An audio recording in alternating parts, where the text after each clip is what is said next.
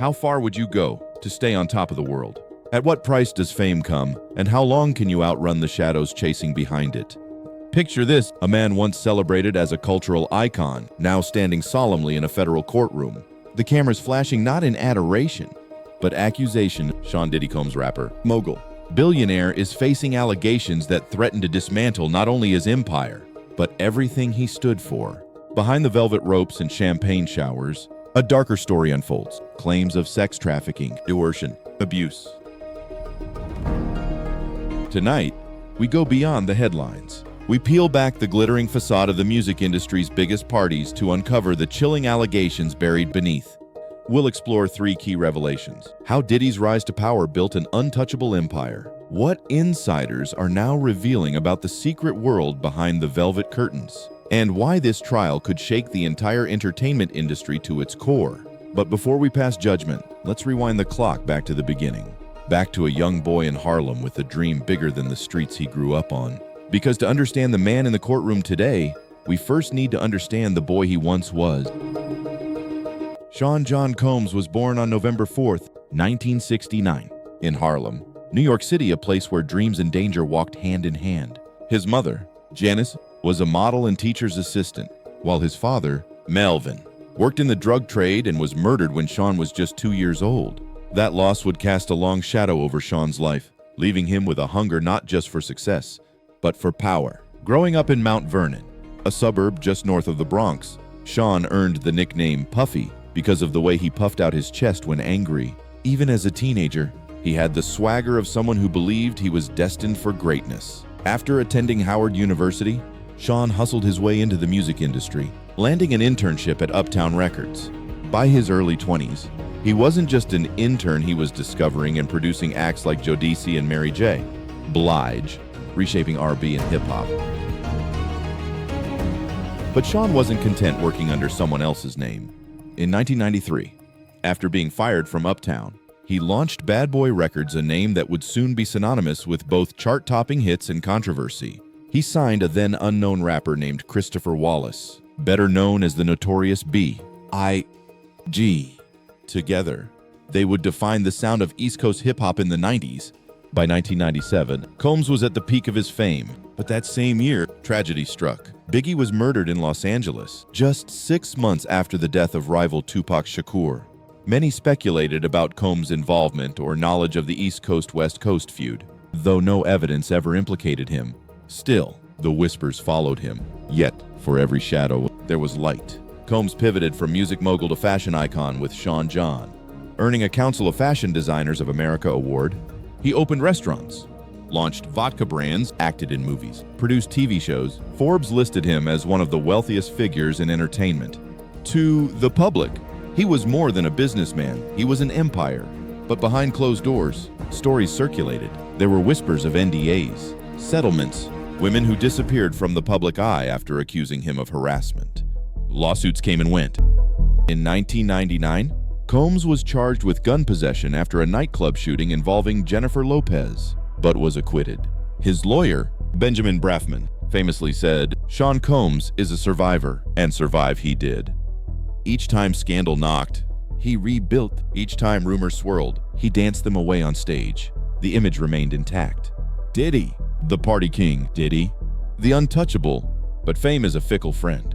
And the higher he climbed, the more secrets gathered in the shadows beneath him. Some say power protects, others say power corrupts. And now, as he stands trial for allegations far darker than any before, the world wonders, was Sean Combs always the hero of his own story, or has he been the villain all along? But as the lights got brighter, so did the shadows. In late 2023, the facade began to crack. It started with a civil lawsuit filed by Cassie Ventura, Combs' longtime girlfriend and former protege. She accused Combs of years of physical abuse, sexual coercion, and manipulation. Within hours, headlines erupted. But what shocked the public even more was that just 1 day later, the case settled quietly out of court, a move that left many wondering what truths were buried beneath the silence. But Cassie's case opened a floodgate. Over the next few months, more women came forward, emboldened by her bravery. Their stories painted a disturbing portrait of a man who allegedly wielded his wealth and influence not just for business, but for control. According to court documents, Combs used his homes, studios, and lavish parties as settings where women were allegedly drugged, coerced, and abused. One woman claimed she was flown across state lines under false pretenses, only to be forced into unwanted sexual acts at a private gathering. Another described being pressured to sign non-disclosure agreements after a night she could barely remember. Multiple witnesses described seeing security staff enforce Combs' commands, controlling who could enter or leave, and covering up any incidents. Federal investigators soon launched a probe. Allegations of sex trafficking emerged. Alongside claims of coercion and intimidation, prosecutors argued that Combs created an ecosystem of dependency, offering young women fame, opportunities, and luxury while systematically exploiting their vulnerabilities. One chilling detail stood out: the so-called velvet curtain. According to insider accounts, Combs hosted exclusive, invite-only parties where phones were confiscated at the door. Guests signed waivers, and security was tighter than any VIP event. Behind those velvet curtains, insiders alleged, was a different world, a world of power games, drugs, and secret transactions.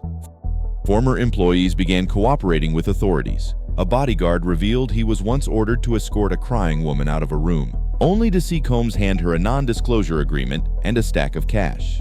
A personal assistant recounted overhearing threats made to women who attempted to leave or speak out. The accusations were not limited to personal misconduct. Some lawsuits suggested Combs used business ventures as fronts, allegedly flying women across state and national borders for purposes that blurred the lines between entertainment and exploitation. Combs' legal team vehemently denied all allegations, calling them baseless, opportunistic, and motivated by greed. In a statement, Combs declared, "I will fight for my name, my legacy, and the truth." Yet behind the scenes, insiders reported growing concern within his empire. Sponsors quietly distanced themselves. Business partners reviewed contracts. Even longtime friends in the music industry began to speak in hushed tones. The public reaction was divided. Some fans defended him, citing decades of philanthropy, mentorship, and innovation.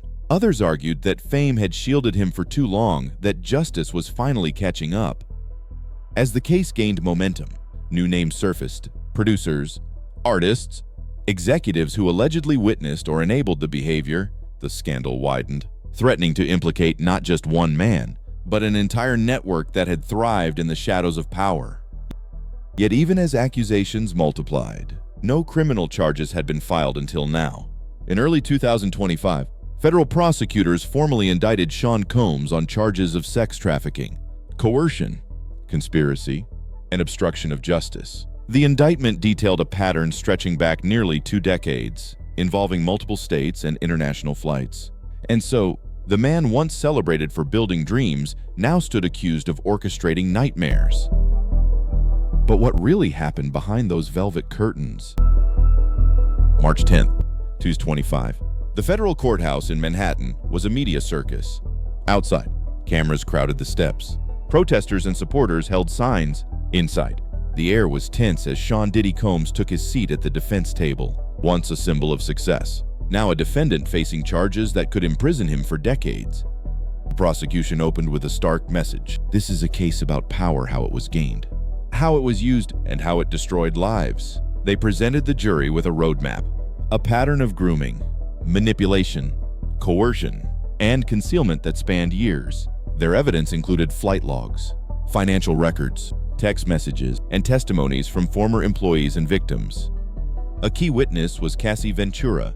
In a composed yet emotional statement, she recounted years of what she described as psychological warfare. She told the jury about promises of fame that turned into isolation, about moments when saying no wasn't an option. Her testimony was bolstered by messages from Combs, some affectionate, others chillingly controlling. Another powerful moment came when a former assistant took the stand.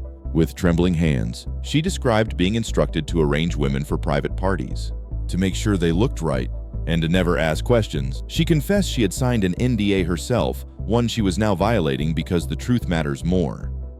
The defense countered with a different narrative. They painted Combs as a target, a successful black entrepreneur subjected to a smear campaign by opportunists seeking payouts. They highlighted his philanthropic work, his mentoring of young artists, his investments in underprivileged communities. This is not the story of a predator. His lead attorney argued, "This is the story of a visionary who lifted others while building an empire." But the prosecution had more than words. They played snippets of videos allegedly recorded inside private parties. Blurry, grainy, but unsettling. They shared financial trails showing payments to women shortly after certain events. They produced a memo from a former security chief, documenting incident protocols for handling guests who became difficult. The trial wasn't just about Combs. It became a referendum on an entire culture, the blurred lines of celebrity, the dangers of unchecked power, the complicity of those who looked the other way. Media outlets ran think pieces about the velvet curtain effect, the way fame can shield wrongdoing behind exclusivity. Day after day, the testimonies piled up. Some witnesses were reluctant, others defiant. One woman, under anonymity, broke down on the stand, describing a night she barely survived. The courtroom fell silent as she whispered, "I thought no one would believe me." Outside, fans debated. Some clung to his music, his legacy. Others demanded accountability, questioning why so many stories aligned yet remained hidden for so long. In a surprise move, Combs took the stand himself. Calm, articulate, he denied every accusation. He acknowledged mistakes, but insisted they were consensual. Adult relationships. "I never forced anyone." He told the jury, "I never trafficked anyone. I never hurt anyone."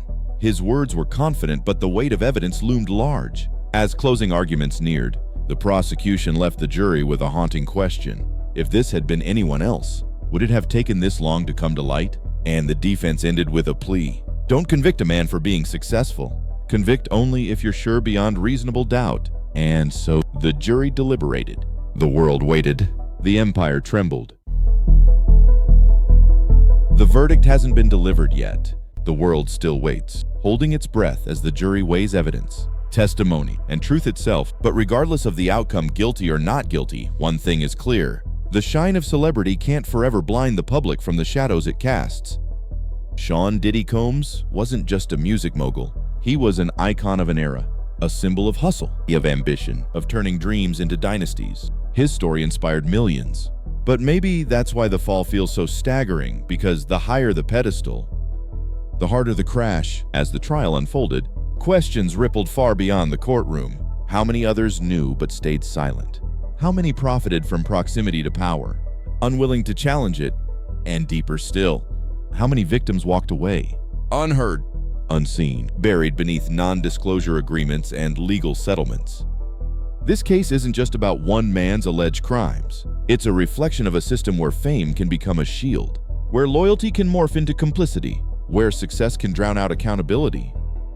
But perhaps the most haunting question is this: if someone as powerful as Diddy could operate this way for decades, who else is hiding behind the velvet curtain? As we step back from the headlines, we're left with a choice: to consume stories like this as entertainment, or to confront the uncomfortable truths they reveal. The truth that fame doesn't equal innocence, that charisma doesn't cancel harm, that no empire, no matter how grand, is immune from the reckoning of justice. And maybe, just maybe, the real lesson here isn't about Sean Combs at all. It's about the women who dared to speak, the employees who broke silence, the witnesses who chose truth over fear. Because at the end of the day, it's not the glittering parties or platinum records that define a legacy. It's how we treat those with less power than us, how we use our influence, and whether, when the lights go out, we can still face the mirror. So as the world waits for the verdict, I leave you with this: behind every velvet curtain, there's a story waiting to be told. The question is, are we brave enough to listen? If you found this deep dive compelling, don't forget to subscribe. And if you want to explore another case where fame, power, and crime collide, click here for our video on the dark legacy of R. Kelly. Trust me, you won't want to miss it.